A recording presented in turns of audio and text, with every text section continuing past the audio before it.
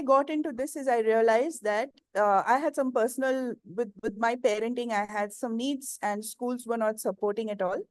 And I realized I needed to get into teaching and special education to be able to help my kid.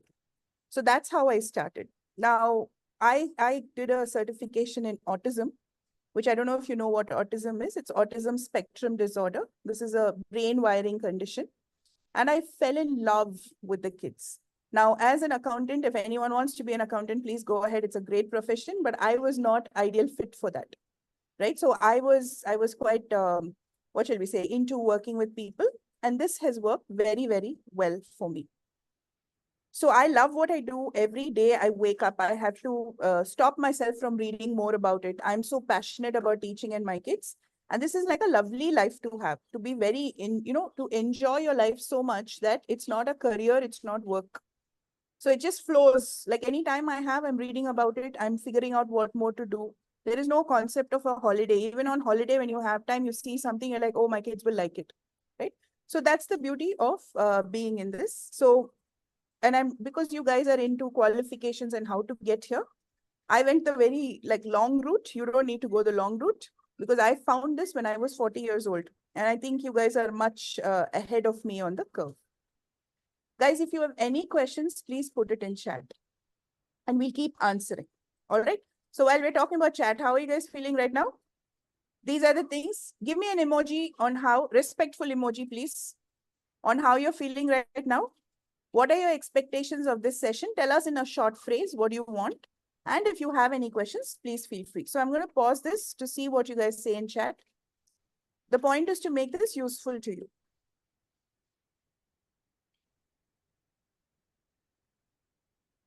Yeah, so how is everyone feeling today? Neutral, tired?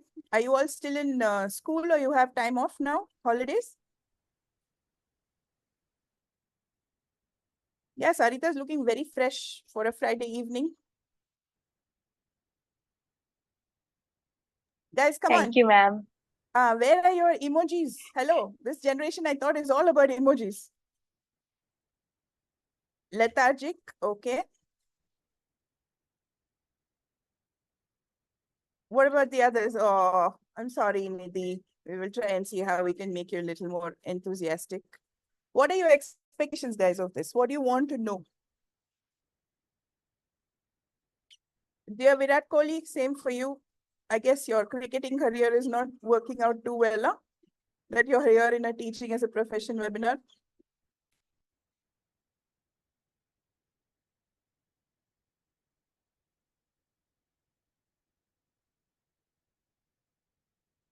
Excited? Awesome. All right. So guys, tell me something you want. I'm going to continue on. I'm going to give you the time to do this, but tell me what your expectations are of this and we'll try to make sure we meet that. Now, when you think of your teachers, all of you have gone through what, like at least 10 years of school. Can you give me 3 adjectives that come to mind when you think of your teachers? I'm hoping most of you have had a decent time in school.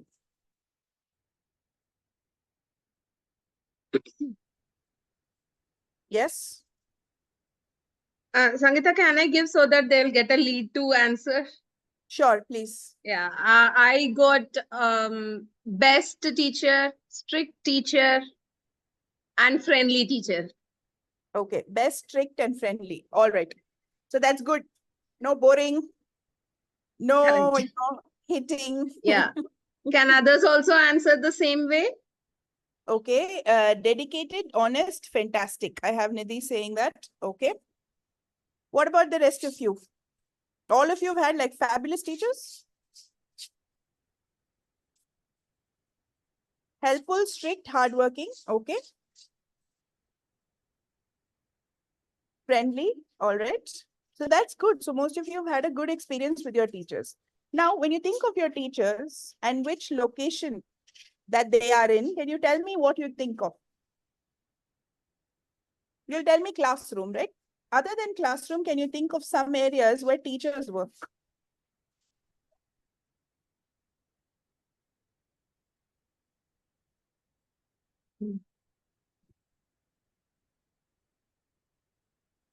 No, only classroom.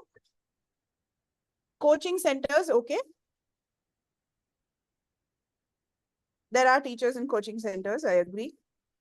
Where else? Online platforms, all right. So after COVID, a lot of stuff has happened online. Many of you are probably doing summer camps and stuff, right? Family also, okay. So in your family, many people, probably your parents also teach you. All right, mother is a big teacher, yes. Okay. What kind of teacher do you want to be? Assume you're going to be a teacher. What kind of teacher do you want to be?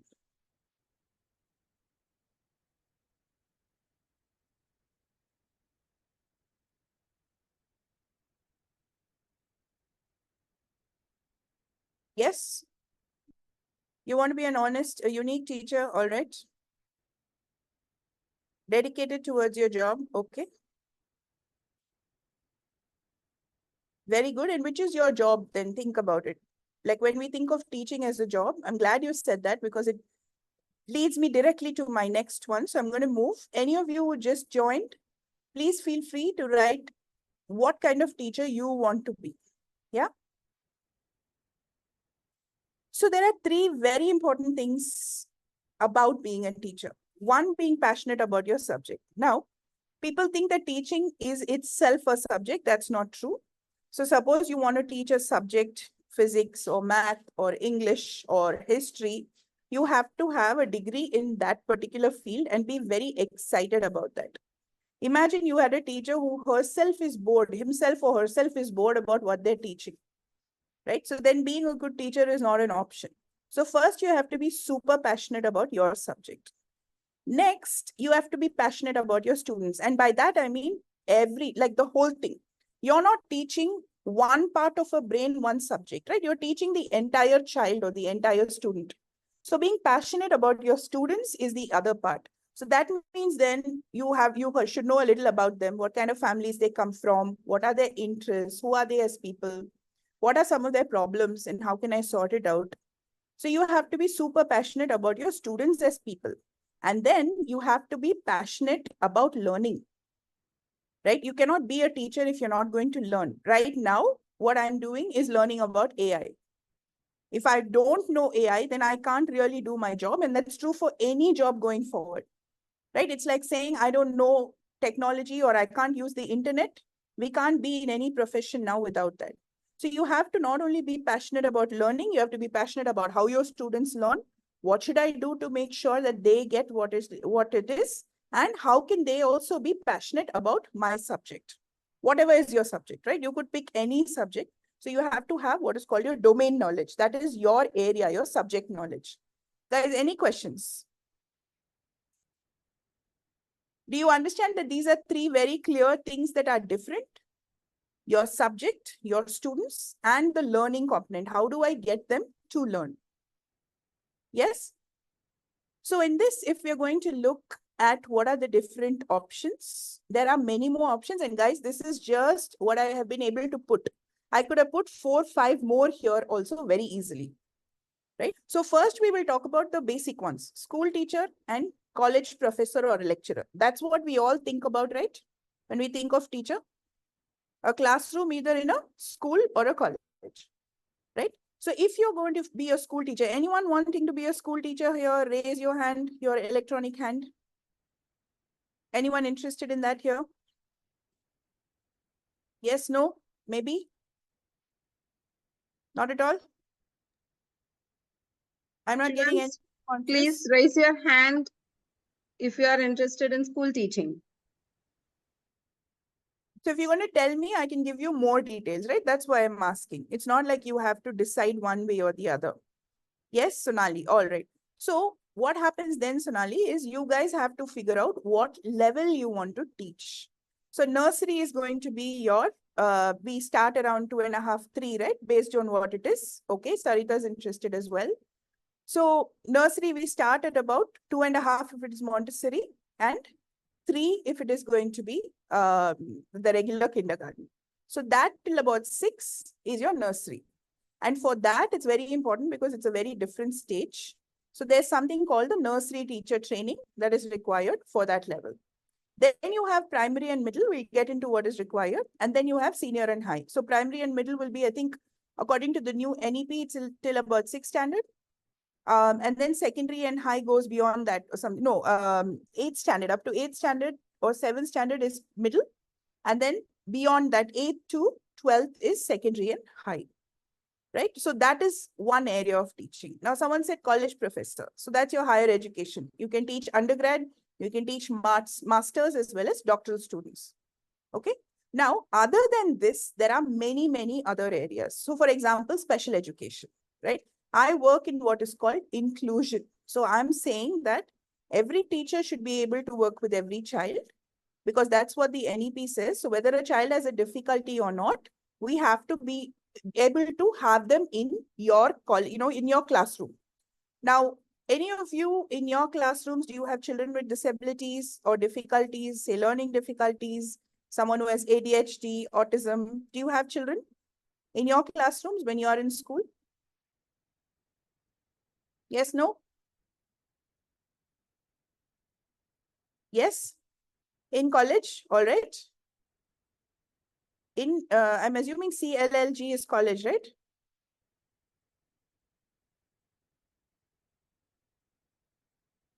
So right now, what the National Education Policy says is that every classroom has to be inclusive. That means you can't say that this person has a difficulty and therefore we can't teach them, right? Okay, so Nidhi is graduated, all right. So the other area is you can work in special education. That means you can work in special schools or in inclusive schools. You will work specifically with children with difficulties, and there are many related fields that we will talk about. Other than this, guys, educational leadership. Now, you might think a principal is just a teacher. Yeah, they probably all started out as teachers, but it takes a very different level of skills to be in educational leadership. By that, we are talking, being part of a coordinator, a principal. Yes, Deepa, you had a question? Yeah, sorry to interrupt. Is there anyone in the waiting room? Because one kid is messaging me that she is not accepted, but I'm not getting any admit request. No, I'm not seeing anyone here. Okay, by the name Shweta. Okay, let me wait. I have asked her to leave and rejoin again. Okay, fine. Please go ahead. Sorry to interrupt. No problem.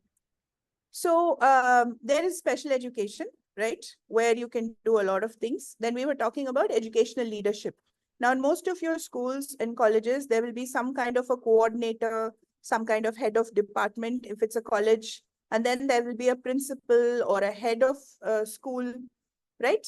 So this is educational leadership, and that takes, so you are a teacher, and then you build up, and then you have to do several courses to get to this. Now, this is a lot like being a CEO or a head of department at a company, right? So that is, it takes a lot, by the way. So one of the things I want you to know is a teacher and the skills you have as a teacher are very, very valuable that you can take and use anywhere. Okay. Then you can get into public policy, like setting policy. So this is our issue in the country. These are the educational policies required. That means you study public policy related to education. You can set curriculums. You can do research and figure out what works and what doesn't. So this means then you'll be working across many schools. All right. You can do corporate jobs. There is a lot of consulting. Now, Byju's is a very fun example for everyone to, kind of kick right now because it's quite a failure. They charged a lot and they didn't follow through. But there are many, many companies that have been running before Byju's. That will continue after Byju's. You can do consulting for schools. There's something called L&D in companies, which is learning and development. And that is teaching at a different level. So for a company's employees, you can do teaching, same skills, and you can get into entrepreneurship related to education, right? There are many, many things that you can do.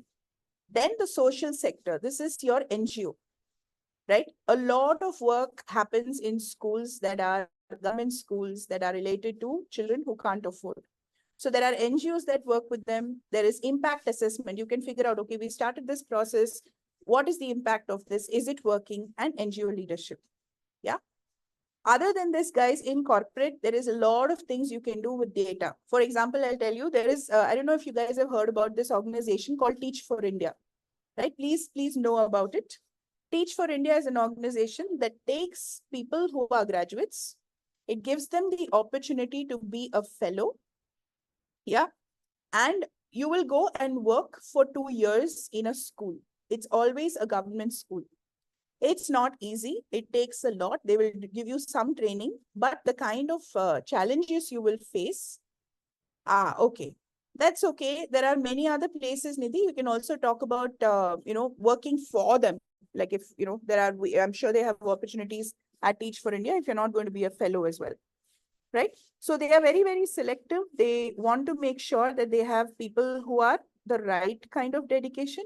So I think you should try again as well. I'm pretty sure you can apply again. Find out what they think you should work on and then maybe try again.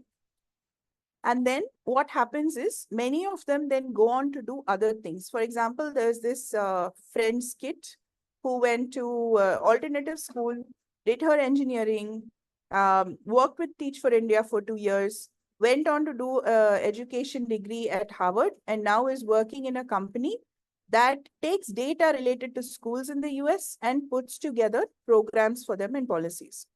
So there are many, many options that teaching is not only, it's not only about uh, sitting in a classroom and teaching, though that is a very important part of it. Any questions, guys?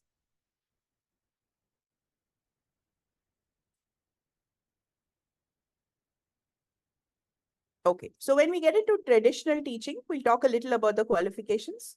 So those of you who are interested, I'm sorry, this slide is a little full of words, but I needed to get all the information on there. So nursery teaching, we've talked about, this is nursery teachers training, and this works for your CBSE and ICSE schools. I'll talk about the international schools in another slide. If you're doing primary and middle teaching, so in your mind, when you're doing this, you have to have some idea of what you want to do, right? Which age group you want to work with. For primary and middle, so all of this, guys, is after your graduation. You need to have a basic graduation in some subject of your interest.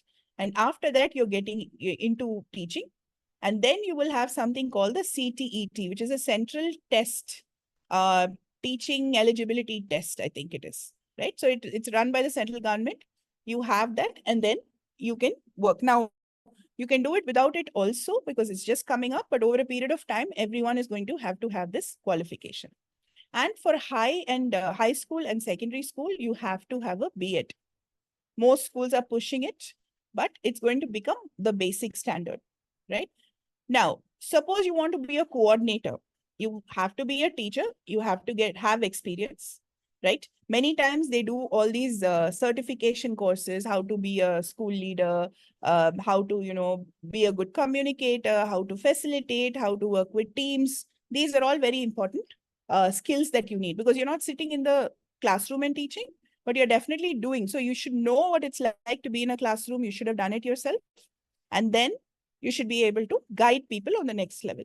And then you have your principals or head of institutions. So they will have their certifications. So that'll be like, you will go to, I don't know, an IIM Ahmedabad, you'll go to an Azim Premji, you'll go, there are many places. I think your IGNU has, many universities have.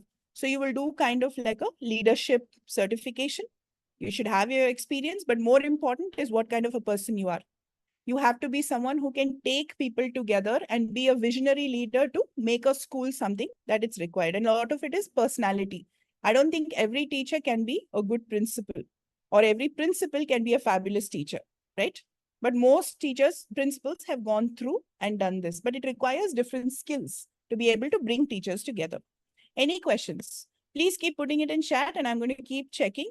And Deepa, if I miss a question, please just bring it up and I'll make sure to respond. Sure. Then get into this inclusion component, right? Special educators.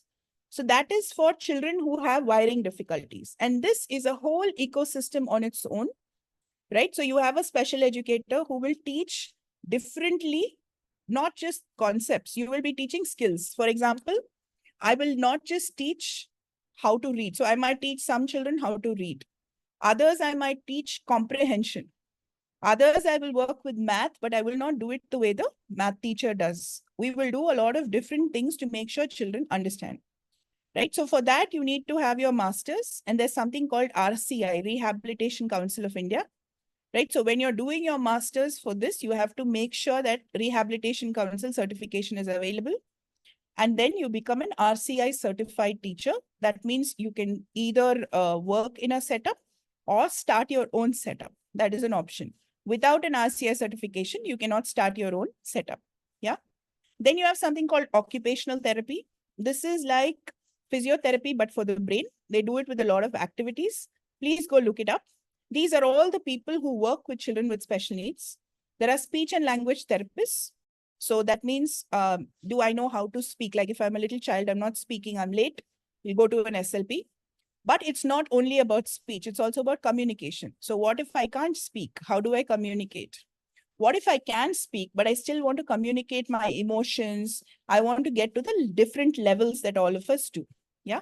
So all of this is going to be a speech and language therapist. What should we do to become a cricketer? All right. I can tell you a little about it because my son did under 19 cricket, but I'm not an expert on that. I'm going to try my level best to help you out. Okay. Then you have someone called a physiotherapist. So that these are people who work with children who have difficulty with mobility, walking, their muscles. And then you have psychology and allied fields. So it could be behavior management. It could be being a counselor. It could be a psychologist who does the assessments to figure out what the difficulties are, right? So psychology by itself, these are all different fields, but all of us work together to make sure that a child is taken care of well. So it's like a team. And then those of you who are interested in college teaching, guys, a PhD in your subject is essential. That means if you're doing history, you go all the way. You're doing physics, you go all the way. You're doing engineering, you go all the way.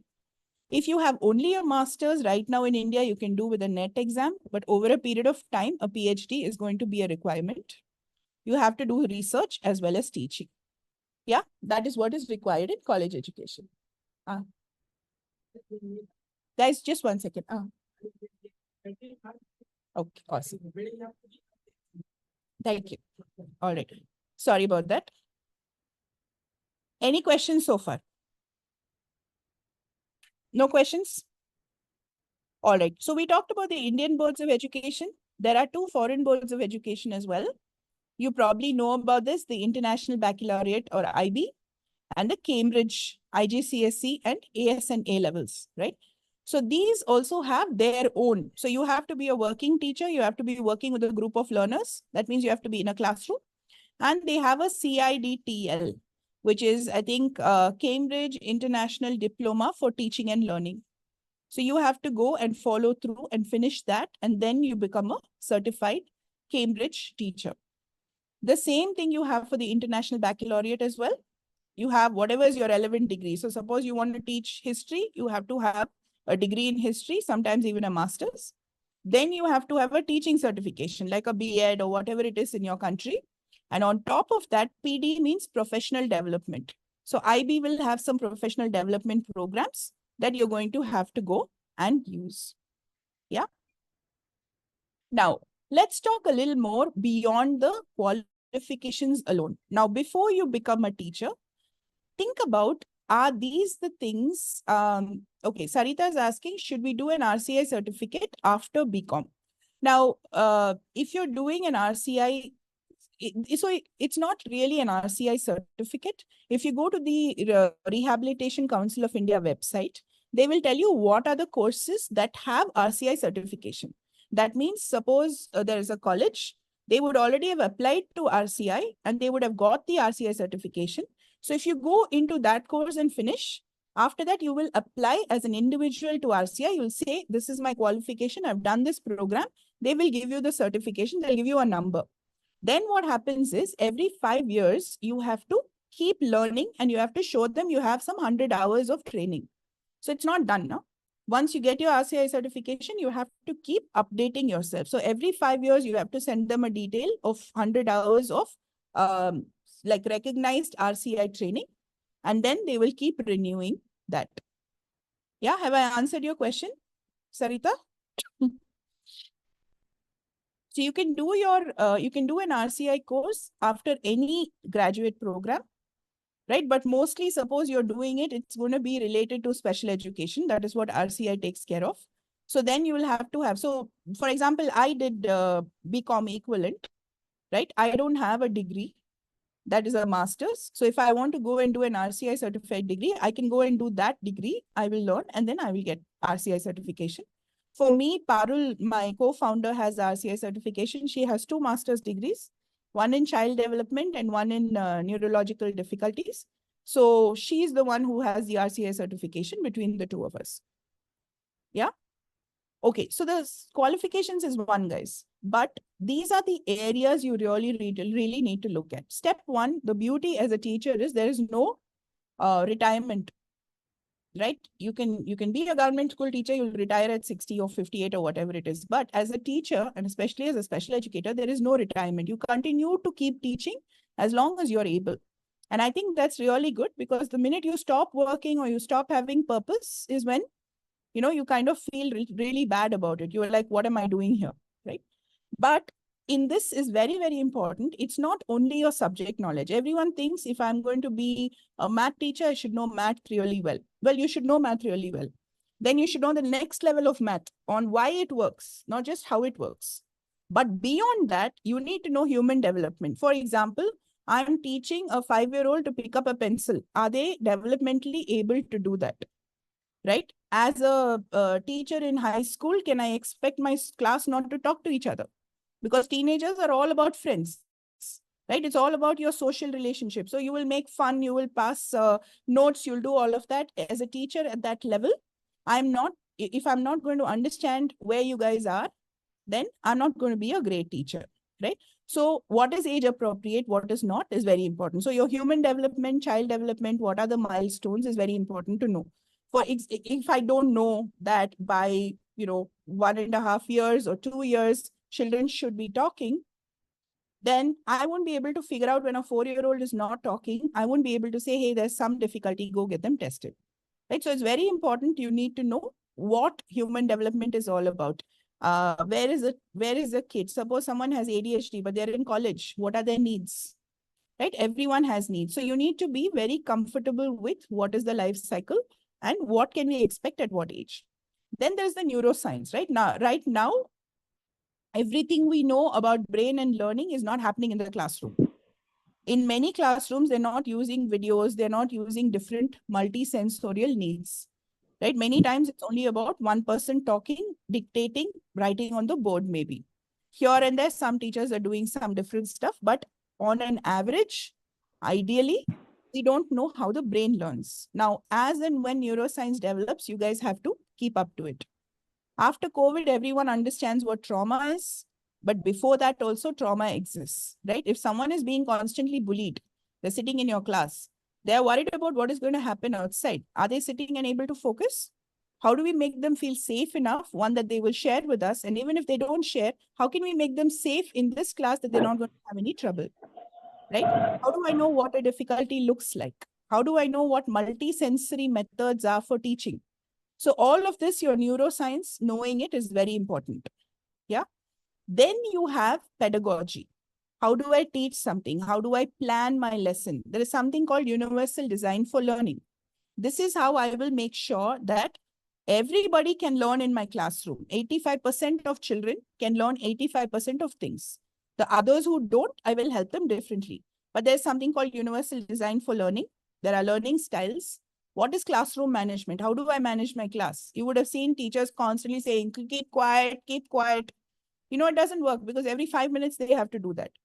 But there are many, many teachers who are able to manage their class beautifully, that they have the time, you have all the interaction, you have time for activities. How do they do it? Right? And then you have data-driven decisions. How do I use data to drive my decisions? Right? All this comes when you know teaching as a subject itself. So there's your subject that you're learning, and then teaching itself as a subject, which is what you learn in your B.Ed and other places. The last thing, but the most important thing, is how personally stable you are, right? Children standing in front of a classroom and teaching a bunch of kids, 30 kids, 40 kids, is not easy. Everyone has different needs, right? Sometimes you're in a bad mood and some child says something. We have to be very emotionally stable and secure, right? Many children will say, ma'am, the teacher is partial. If the girls do something, she will never get, but the boys will get punishment, right? Or there are different children. Oh, that particular kid, she studies well. So even if she makes a mistake or something, there's no problem. Yeah. Now, how am I as a teacher? I cannot be partial, right? That's not fair. All of them are my kids. Suppose there's a conflict either between me and a kid or between two kids. How do I resolve that? So personally, who you are, how do I communicate my idea? Like I have to give feedback, I have to take feedback. But how do I do it in a way that people are going to understand and appreciate and move on, not feel bad about it? This teacher said this about me. They'll say, no, no, no. This teacher said, I'm doing really well and this I have to improve on. Correct? There's a difference. So these are all the things. And the biggest thing is how you reflect. Now, I hope all of you reflect.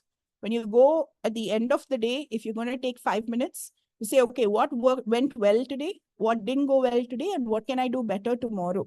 Because everyone, we are trying to do better tomorrow than we did today, right? That reflection is important for everybody, but especially for a teacher, because I want to know, today, did I do a good job? This child, they needed something. Did I do what I wanted to do? If I do that and I think about it, and I don't have to tell anyone else also, if I know, then I'll go and try to do a better job or a different job tomorrow. Yeah. Guys, I've been talking for a long time. I know this is boring sometimes. Any questions? I have a nice video to show you, but before that, I want to see if there are any questions we can answer. So Deepa wanted me to talk about the day in the life of a teacher. Okay. Now, most of you have been in a classroom. So I want to talk to you a little about this one child. Yeah. But let me see if there are any questions before I go on into this. Any questions at all?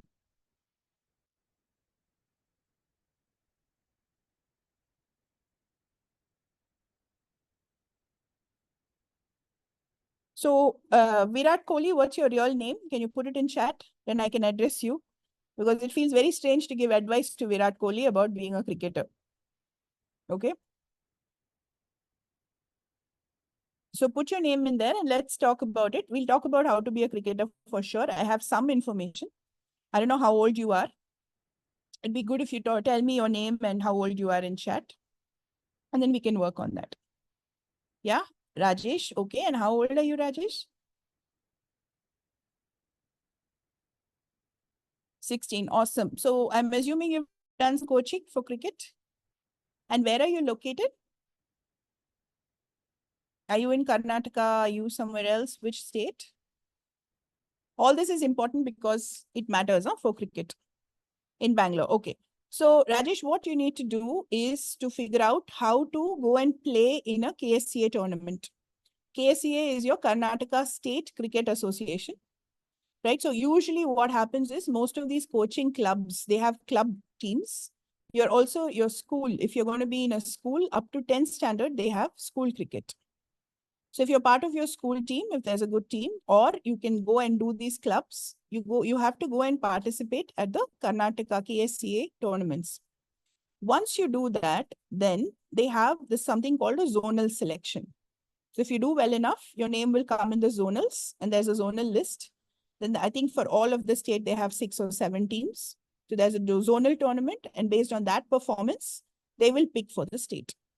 So it's not very easy. You can do under 16. There's also under 19. I think you should definitely try. But even if you don't get selected, you can always play club cricket. There's always a lot of options in club cricket. And now with your KPL and IPL and all of that, there are options. But for all the opportunities there are, it's also very, very competitive. So not only do you have to be very good, you have to also be able to figure out how to be mentally fit, right? How to be in a team and work together, how to get to the right team. And then in that, you'll get like 4 overs in a 20-over game. How can I perform if I'm a bowler? I'll get one chance maybe to bat. How can I do well? Right? So are you a bowler or a batsman?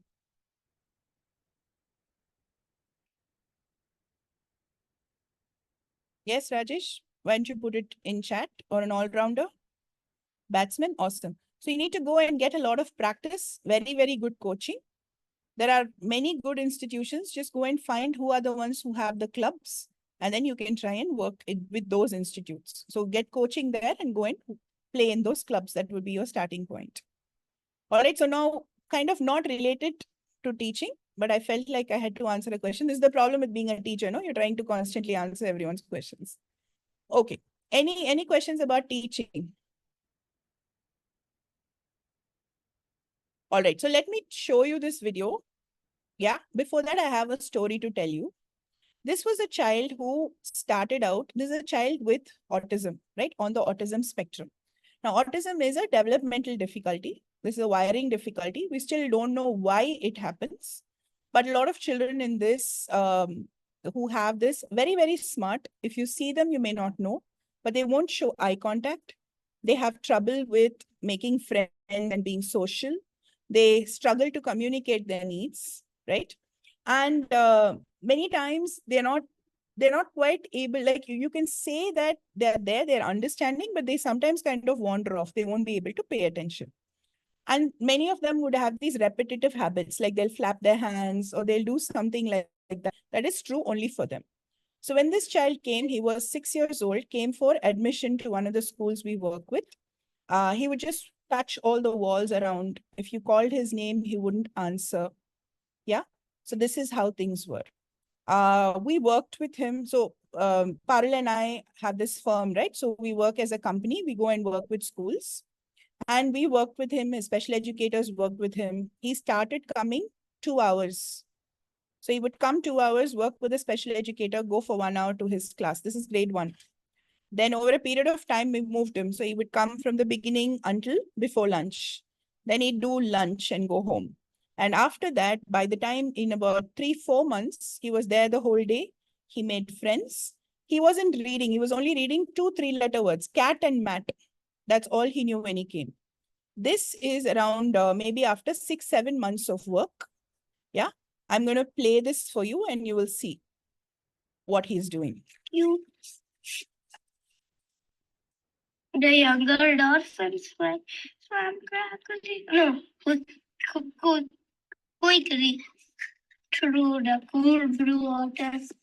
These were closer to the place where they had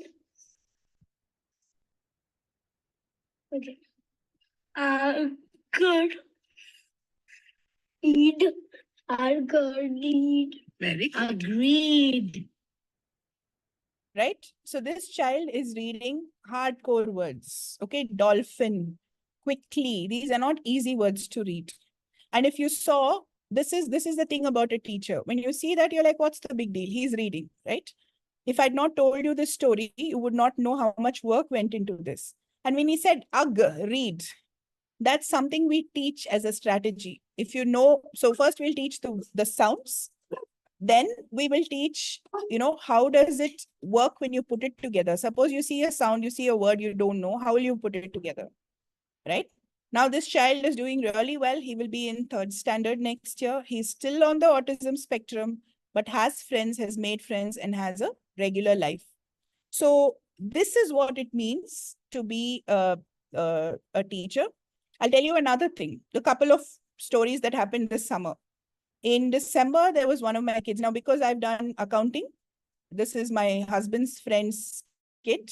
And she was really struggling she lives, in another place called Gubbi in Karnataka. And this is the first time she was in 12th standard, 11th standard, going into 12th. But she was not doing very well in accountancy. So in December, they're calling and they're like, you know what? This kid is failing. She's getting single-digit marks. Why don't we work together? I said, all right, we'll work together. I swear we didn't have too much time because she had her pre-boards in February and we're doing online with network. It's not so great. She really worked hard. Yeah. Recently, she got her 12th standard marks came out. The 11th standard marks came out. She's got an 85 in accounting. This was a kid who was failing in December. Okay. So that is the beauty of being a teacher. There's another kid also who goes through has a pretty hard family life. She wrote to me, she wants to be a doctor and she's got a 96. Now, I don't teach all of them, right? I'm not their science teacher. I'm not their math teacher.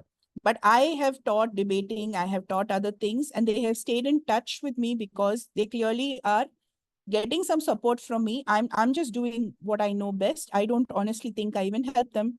But if some child is getting that support and they come back and tell, ma'am, this is where I am, and you feel really, really happy about it.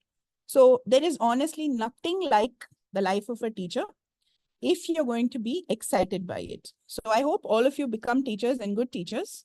So we can do question and answers now, if that's okay with you. Guys, if you ask questions, I can help. Otherwise, it'll be really boring for all of you. Yes, students, make this time, get as much as questions and doubts clarified with Ms. Sangita.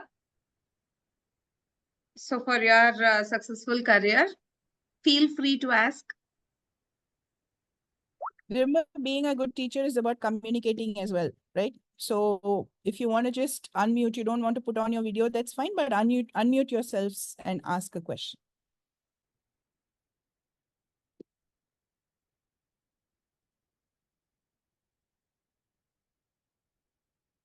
Yes, any questions, anyone?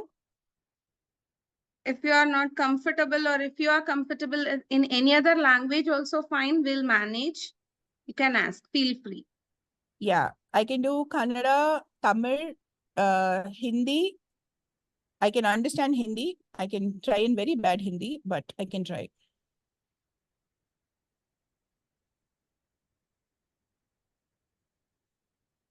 Can you share, hold on, can you share some strategies to engage a child with autism in a classroom? Yes, there are many. There's a method called TEACH, TEACHH, which is what is used. There are a bunch of strategies that we use. There's something called ABA, which people have problems with sometimes, but it also helps. There are a bunch of these systems that exist. So that's why this is its own diploma. But a lot of what happens is you have to give the child some sensory support. So you make sure that if they're flapping, like when they're doing flapping like this, that's a sensory thing. You can't eliminate it.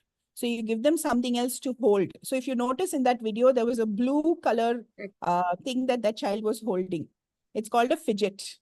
So they get whatever sensory needs they want out of it, and therefore they're able to pay attention. So we provide, sometimes it's different seating. If they keep moving, we give them an air cushion or something like that. Or we give them different kinds of support for seating. We put them in the front where close to the teacher, right? With their back against the window so they can't get distracted. Little things like this. And the teacher and how they teach is very, very important. So that's why this universal design for learning is the other way to go. So we have all these games. Right now, gamification is a big deal. We have to gamify the way we do. So we'll have points, we'll have like games, they will have dice, they will roll and learn something. So children will need to learn without realizing that they are learning. So these are all some strategies we use. It's its own it's not something that I can tell you in like a question and answer. But if you are interested, guys, there is a huge need for special educators in India, psychologists, anyone in mental health. So if you're going to qualify in all of this, not only will you have a successful career, you will also make good money. It's a good livelihood as well. So it's not like you are, doing something and, doing charity. Those days are gone. We're talking about all these as professions, and there are many areas in which you can do. There are animal therapists. So they help with equestrian therapy, which is with horses. Horses help a lot of children with difficulties, right? There are, physical educators who work with special kids. Like, how do you teach them to swim? And how do you make sure that they get the sensory needs from that? Like, the areas with teaching are way beyond just the classroom. Yeah. So I hope I answered some of your questions, Sonali. We do a lot of training for teachers. We also have some courses, like, there are things that you can do. We have on our website a few courses that you can take as well. If you're students, we do a lot of work with debating. I think debating is a great way for you to learn to communicate and, forget about public speaking fears. So these are all things that you can do as well for children to help them communicate. Yeah, any other questions?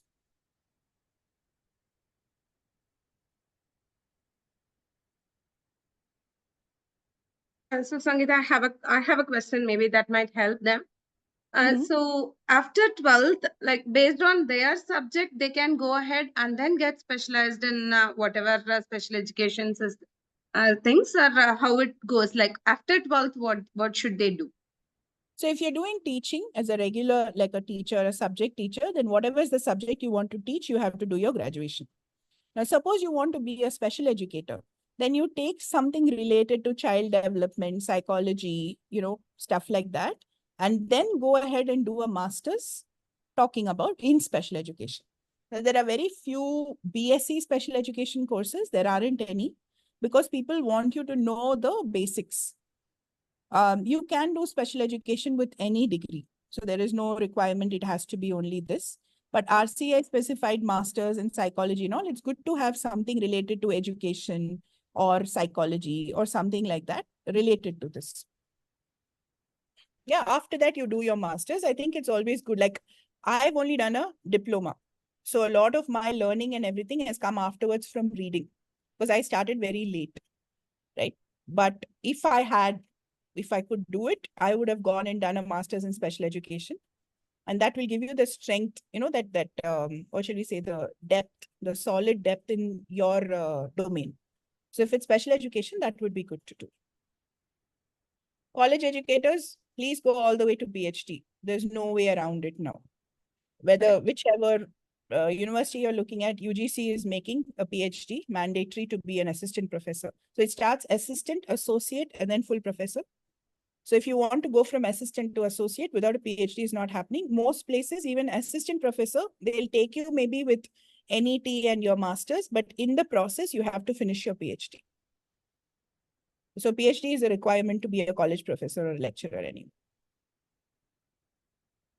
Yeah. Okay, sure. Thanks. Thank you. No problem. I think, yeah.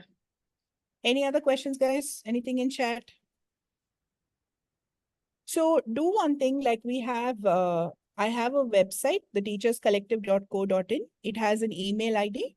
So if you think of any questions and you want to ask us, please feel free to email and I'll do my best to answer your questions, right? I think we also have a contact form or something on our website. So take a look at it, theteacherscollective.co.in. If you have any questions you think about, our thing is once our kids, always our kids. So anytime you can just kind of reach out to us and we'll help out. Yeah. Deepa, I hope this was what your course, like what you were looking for. Perfect, Sangita. Yeah, I think it helped the students also. So the student has to give the feedback. Sarita and Sonali, we have given a feedback form in the chat box. Feel free to give your feedback, how useful the session was.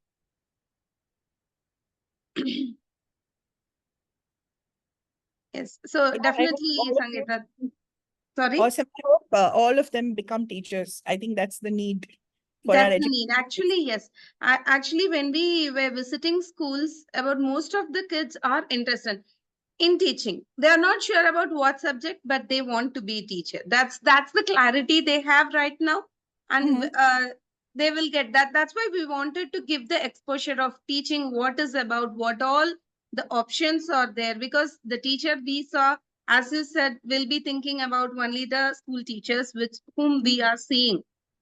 There Right. are a lot more beyond. So I just want to quickly share one more thing. Hold on. I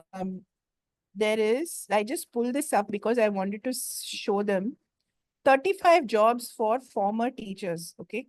And if you look at some of these, you won't even think that these are options. Because when you are a teacher, it's very complex set of skills that you have. So this is US centric, right? Okay. Being a tutor, being a guidance counselor, librarian. Guys, there are very few good librarians in India, and library science is its own area, right? Corporate training, educational consulting, right? You can go into, right now, coaching. To be a coach, a personal coach is a huge area, and they make a ton of money, right? Child protection, if you're going into the government, right? There are many jobs in that as well. Occupational therapist, board certified behavioral analyst. I think this is related to special education again, right? So that psychologists, so many, because you have like anything related to editing, because you're working with words all the time, right? Anything which writing, journalism. So there are many, many areas that you kind of don't think that are related to teaching, but the skills that you learn with teaching, you can always move on. Yeah. Awesome. Thanks a lot, Sangita.